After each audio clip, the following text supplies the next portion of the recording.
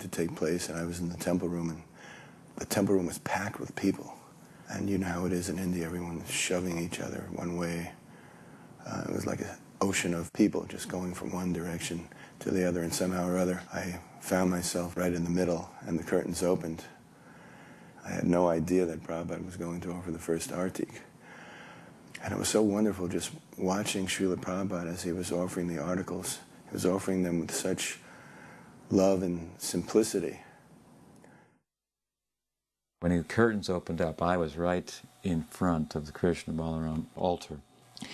And I was so filled with ananda, just thinking of the triumph of Prabhupada and all that went into it. So just thinking of that, tears were just pouring out of my eyes.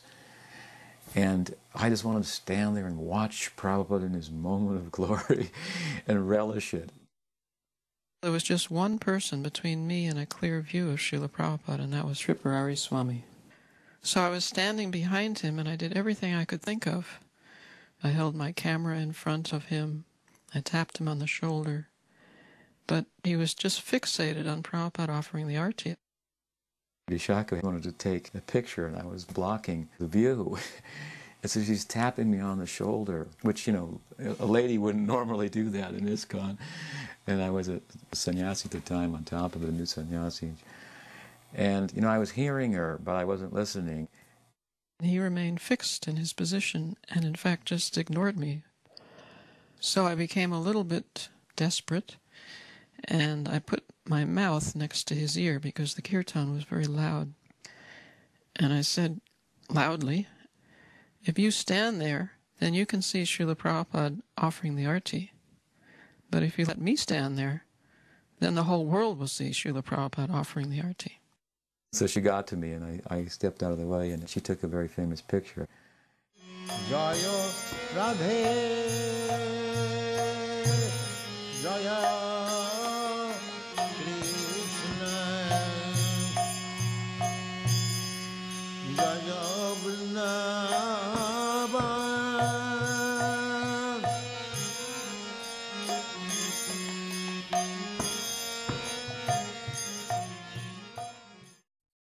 There's one part towards the end of the artic, he's offering the peacock fan.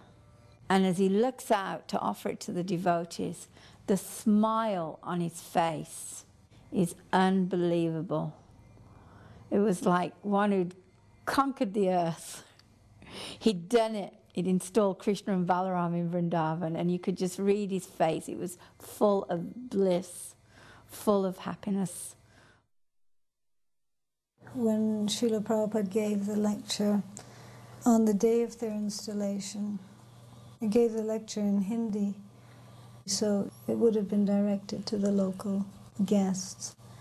And he was begging forgiveness from all the personalities there for any offenses. And that struck me.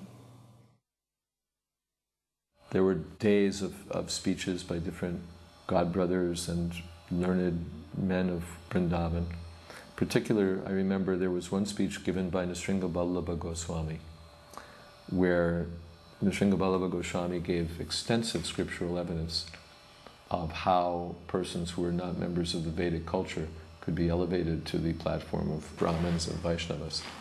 And Prabhupada was quite pleased with that speech. It was given in Hindi, but Prabhupada gave a summary afterwards. And the other thing I'll never forget is the quantity of pink rose petals. And there was this like abundance of pink rose petals that you were actually kind of up to our ankles on the floor. It was so special.